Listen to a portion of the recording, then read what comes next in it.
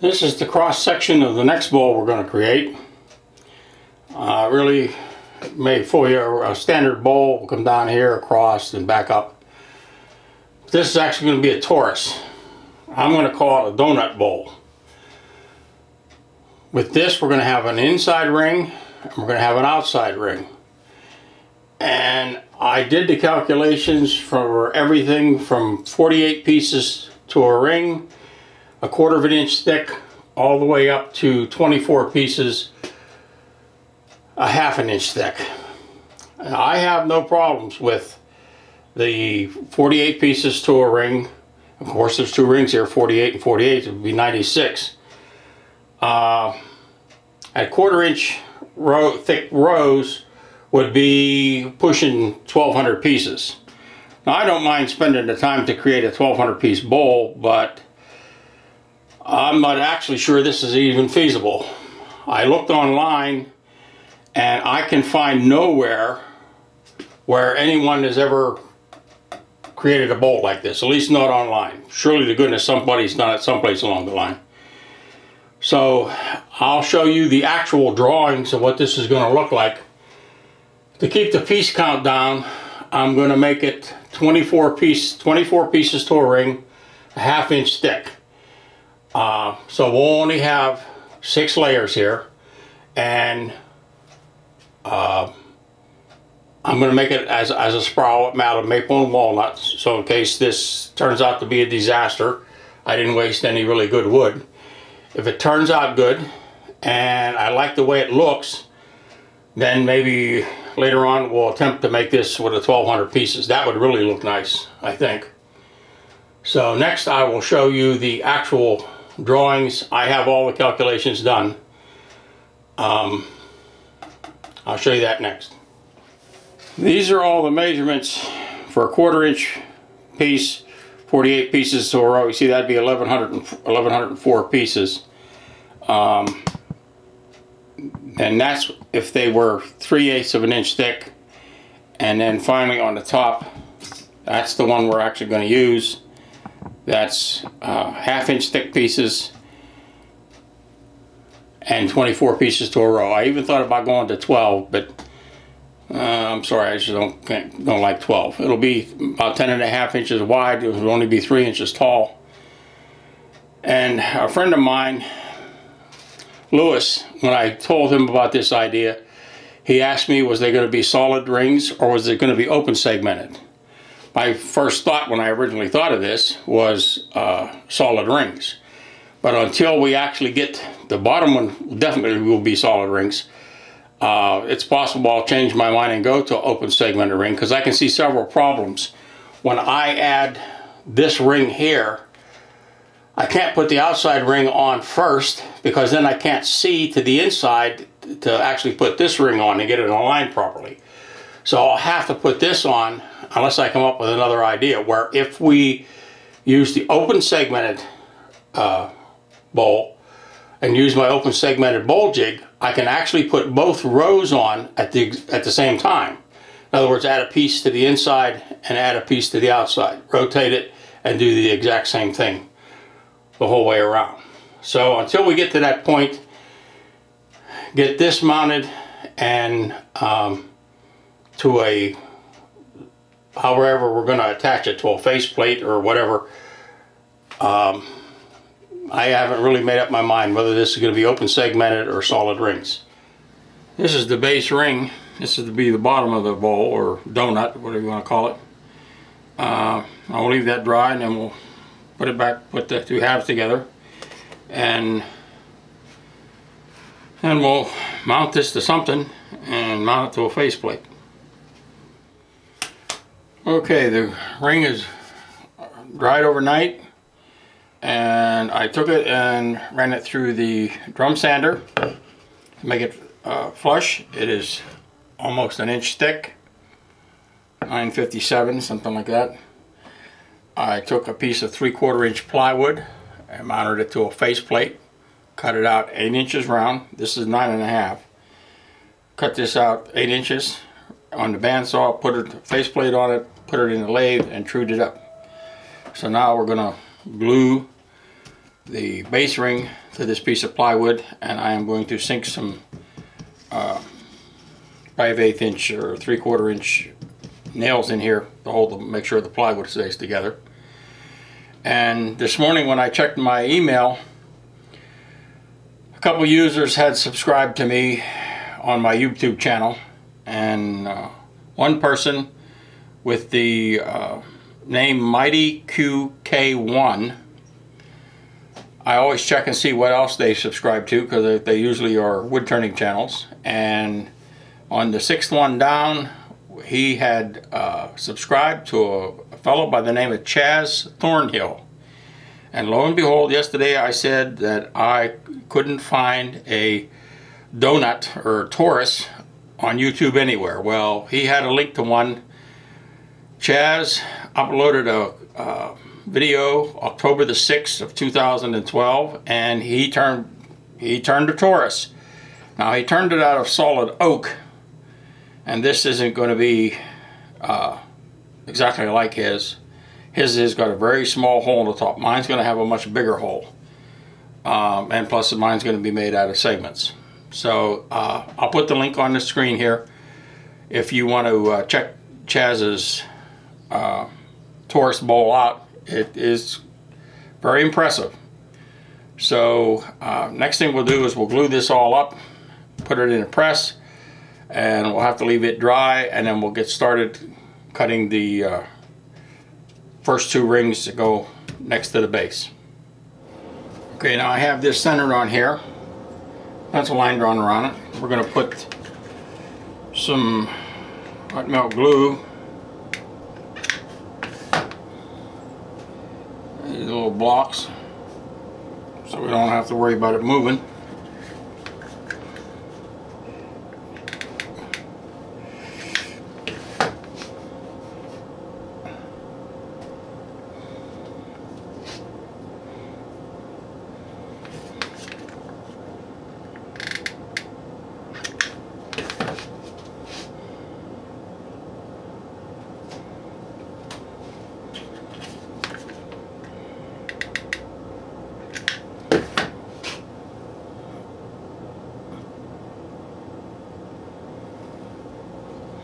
Now, as soon as that hot melt glue cools a little bit, we'll pull this out, put glue on it, put it in the clamp, and glue it fast. It's been glued up, put in the press, and I cleaned off the excess glue. I'll retighten the clamp every 5 minutes or so here for a little bit. And once the glue sets up, we'll knock off those little blocks, and we can put it in the lathe and chew that up. That'll dry overnight though, but we can get started and make the first 2 rings. There's the 48 pieces for the first 2 rows, outside row, the inside row. All we have to do is put them together. There's the 2 rings put together. They're not glued yet. We'll do that next. I'll use Bill Candler's method. That works real nice with this kind of setup. Okay, we're going to use Bill Candler's method of putting this together.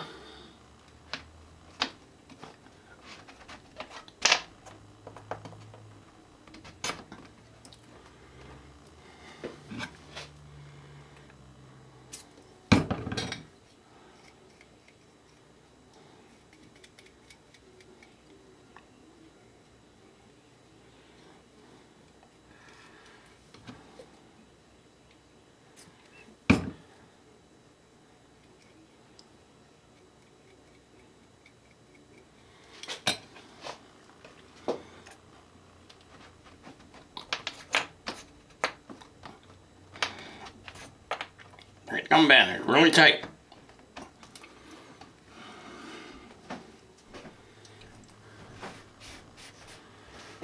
Okay. I'll work this the rest of the way around, and we'll have first ring done. For those inquiring minds that want to know, I'm using Titebond Original. We do not want a fast set time with this.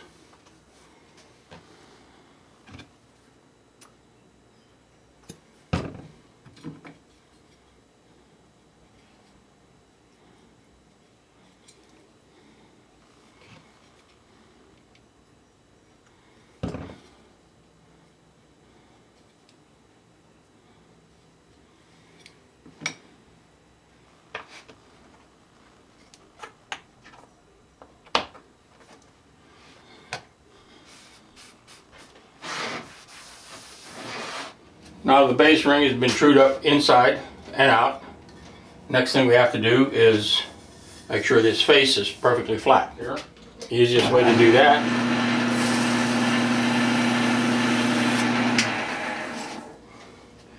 Draw a pencil line on there. And then sand it.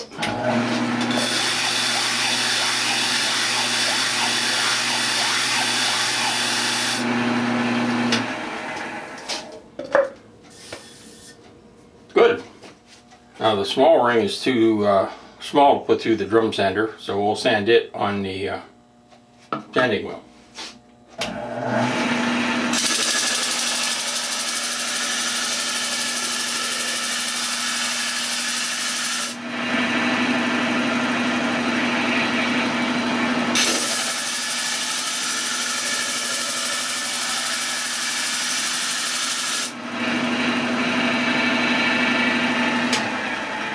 Looks good.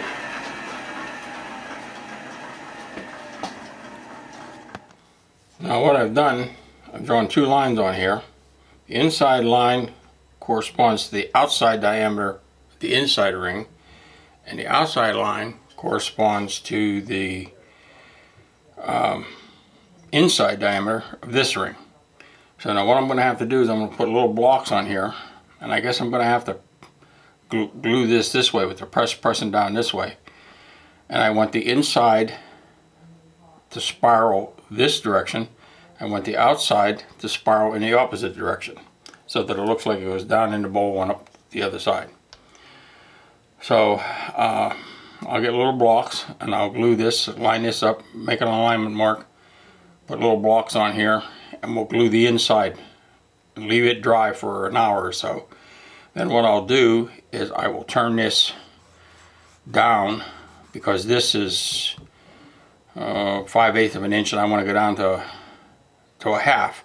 So I'll turn this down so that when I put this ring on, there'll be no pressure being put on here. It'll all be put on the outside ring. So I'll do that, and then I'll show it to you. Okay, now this is glued fast. I trued it up inside and out. Now we're going to add this. I turned the face of this so that we actually have clearance, that this doesn't touch. And now I'm going to glue little blocks on the inside of this.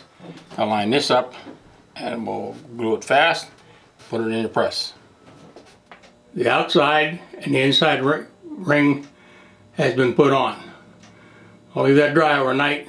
Tomorrow we'll start to turn it, get it all round up, and the next row, the two rings, have already been glued up. After we get this turned a little bit, we'll add them. Now I have this turned down to the approximate thickness to make sure we're staying level across here.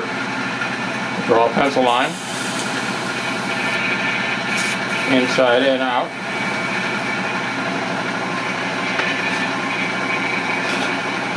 Take a sanding board.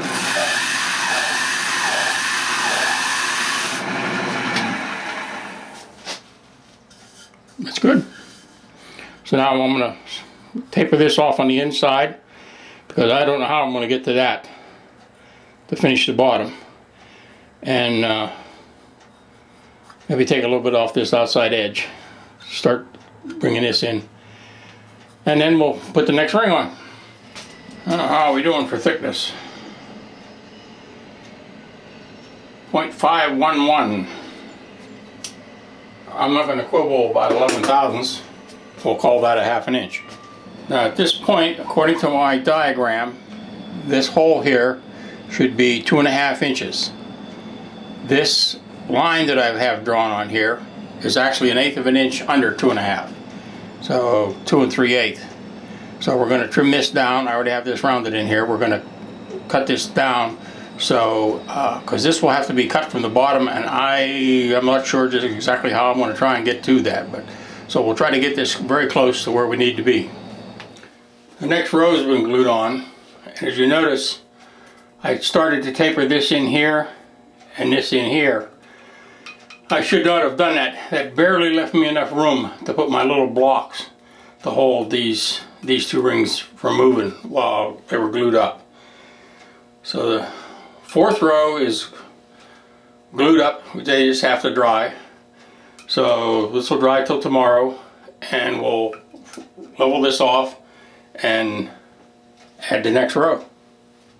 The third ring's been glued on, and a little rough turning done on the inside.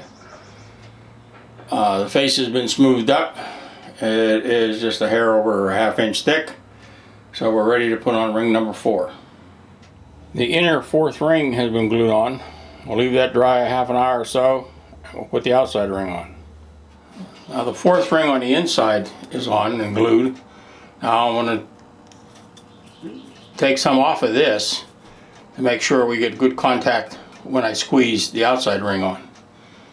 So I'll take off a 1/16 of an inch, something like that. Now we have to make sure we're staying flat across here. Put a pencil mark on there. One on there.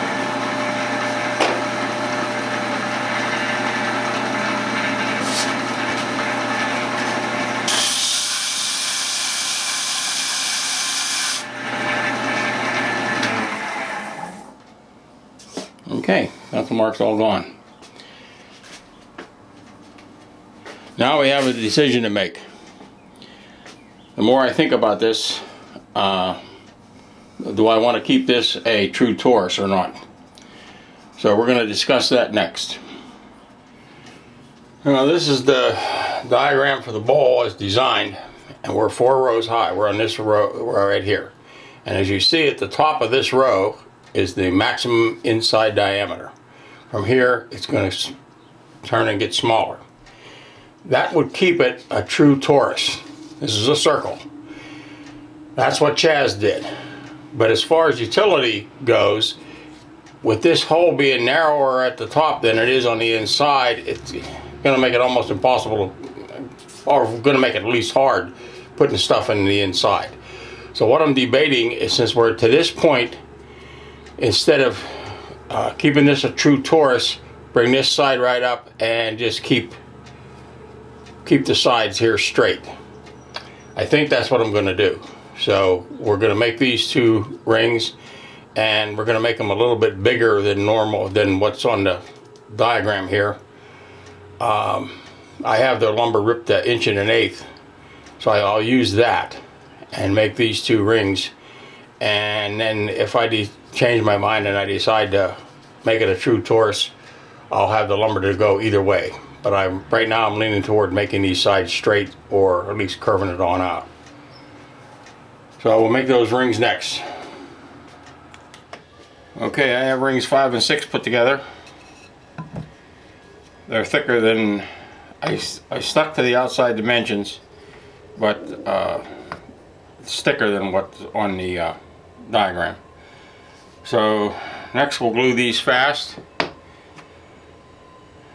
and I probably won't. I'll put these 2 on. I won't rough turn the inside anymore until we have the bowl completely put together. Inside row number 5 is glued in place. Leave that dry at least an hour, and we'll shave the top off. The outside row for ring number 5 is glued in place. That's 5 rings glued in place. Now we'll turn these 2 rows down to ½ inch thick, and we'll put on the last row. The last ring's been glued on in the center. All's left is the outside ring. That's the last ring to be added. Next thing we'll do is turn the bowl. Okay, it's all put together.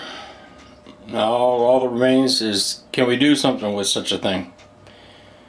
So I'll screw up the outside, the inside, and then we'll have to take some measurements and see where we should start cutting.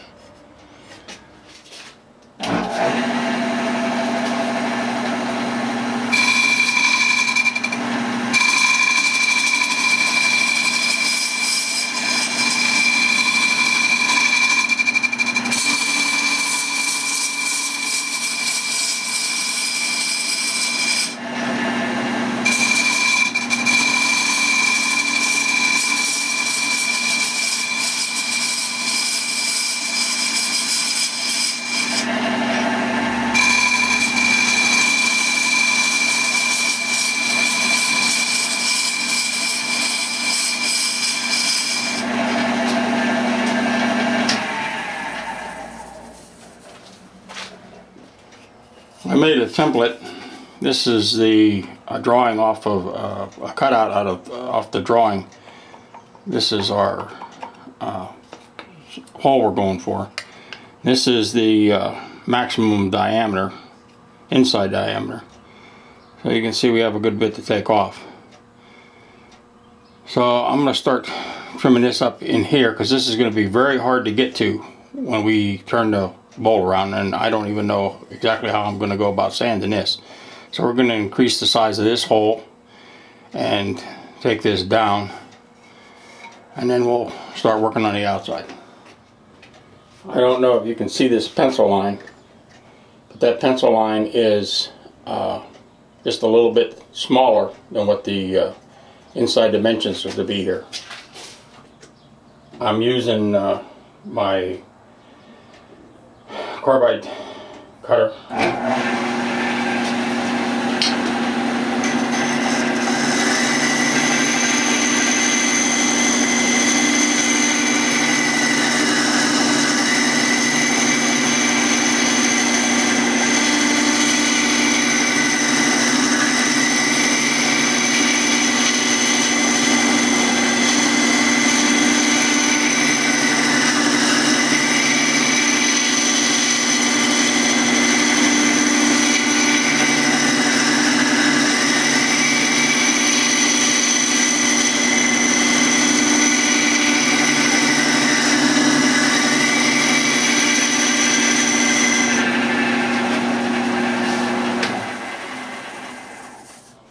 That's roughly where we should be. So now we'll start cutting the outside. Now to start cutting this outside, I'm going to use my David Ellsworth gouge. And I never cut at this angle before, because you never cut from the inside of the bowl. But we're going to give it a shot.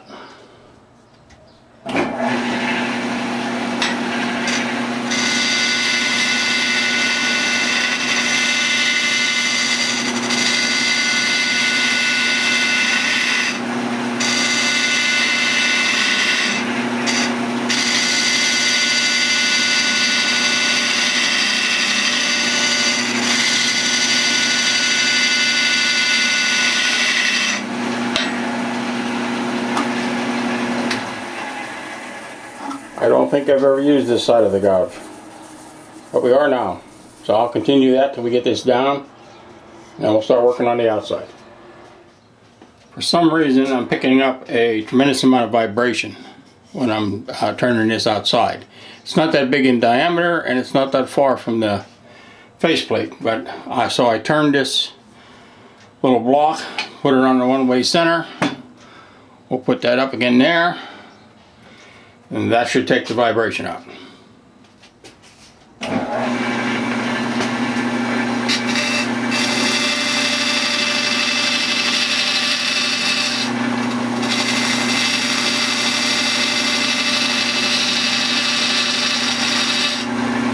As you can see, the vibration is gone. Okay, the outside bowl has to be cut down another 1/16 or so, and then we've got to finish this up on the bottom and sand it all good and do this edge. And then I don't know how I'm going to sand this, but we'll come up with something to sand this. Well, this all has to be finished before we turn the bowl around, because once I take it off the faceplate, there will be no way to remount this. So this has to be totally finished, and then we'll do the outside. Okay, we now have it knocked down to the basic shape. By me leaving these pieces up here so thick, that just meant I had a lot of extra wood to remove that I shouldn't have had to. We're going to turn this base down here much smaller. We're a little thick here at the bottom. And then we'll sand it. And we're going to put sanding sealer on the inside and everything before we cut it off the waste block and turn it around. Now to take the tool marks out of down in here, where it's very hard to get, I'm going to try this rotary drill.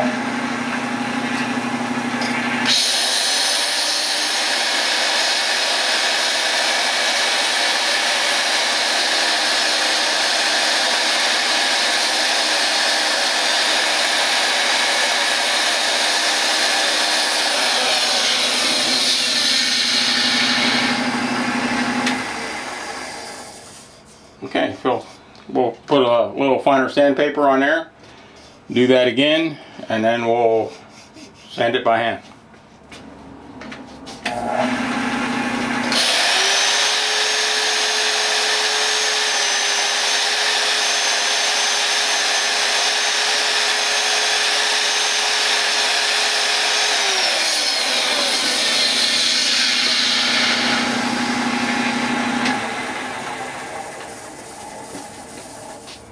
Okay, the bowl's been sanded down to 600 grit.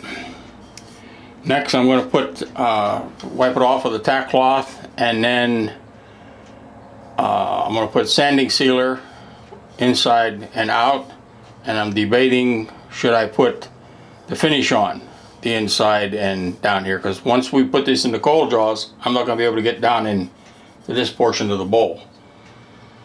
So it's either that or put the finish on after I take it out of the cold jaws. So I'll put sanding sealer on it now, leave it dry, and in the meantime I'll make up my mind what I'm going to do about the finish. One coat of sanding sealer has been applied. I'll leave that dry an hour or so. Sand it with 600 grit sandpaper and put at least one more coat on, possibly two. That's 3 coats of sanding sealer. So after that dries, we'll leave that dry till tomorrow. Tomorrow we'll cut it off the waste block. Now, according to our diagram, the distance at the lowest point in the bowl is to be 6 inches. This is 6 inches. So as you can see, we're just about on the money there. But now the bottom, I have sanding sealer on this. Of course, it has to be buffed one more time. And I'll show you the bottom. The diameter now of this plywood is 7.5. So that means we have to go into 6. This is a 6-inch line here. It's right where our nails are. So I'm going to cut this in and bring this on around to where it at the close to that center point before we cut it off the waste block. Plus that'll mean less that we have to cut through. That should leave us about 1 5/8 inches to cut through to get to the center of the bowl. So that's what I'm going to do next. Now, what I've done, I've reduced the size of this plywood to 6 inches, which should be the center of the bowl. I moved the nails in so I wouldn't have to worry about hitting a nail, because I do not trust plywood, and I curved this over. Now this is where the it'll be parted off the waste block. So the next thing I guess we'll do is part it off the waste block and put it into cold jaws and see how well we can hold this. Now while we cut the bowl off of the waste block, I'm going to hold it with my plug so that I don't lose control of it. Because well, it was trued up on the inside, so I don't have to worry about cutting through one side and then the other side still being attached. So I'll show you when we get it cut off. There's a bowl I bought at a flea market for 25 cents. Somebody had made and painted it black. I brought it home, put it in the chuck, and sanded it down. It's nowhere near being round, so I couldn't turn it. I had to turn it at very slow speed and just sand it till I got the paint off. Now this is what our bowl looks like since we cut the bottom off. So now we'll mount that in the cold jaws and finish turning the bottom. There's what the bowl looks like from the bottom before we start to turn it. Now we'll turn it. I'll probably have to take it out and take some measurements in, and I'll show you as we go. That's what the bowl looks like now that it's turned. I'll sign it and we'll put sanding sealer on it. It's been signed, and the first coat of sanding sealer has been applied.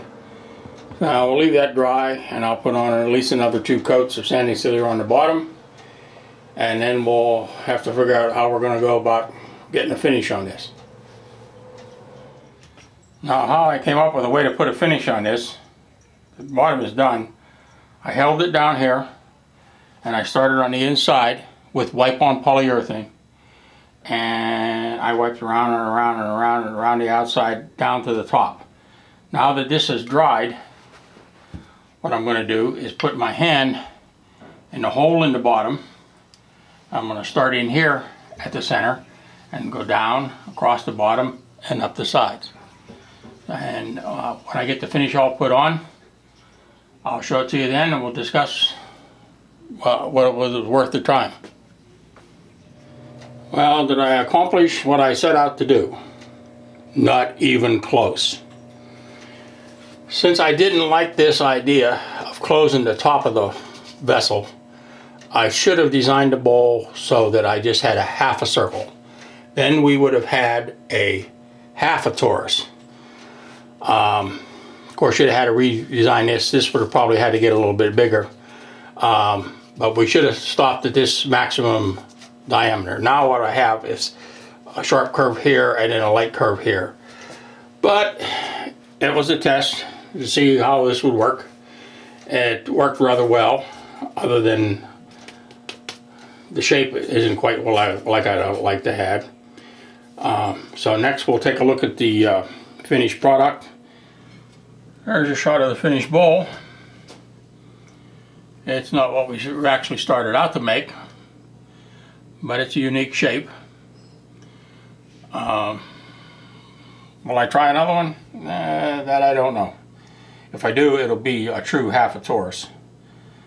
So, once again, I thank you for watching.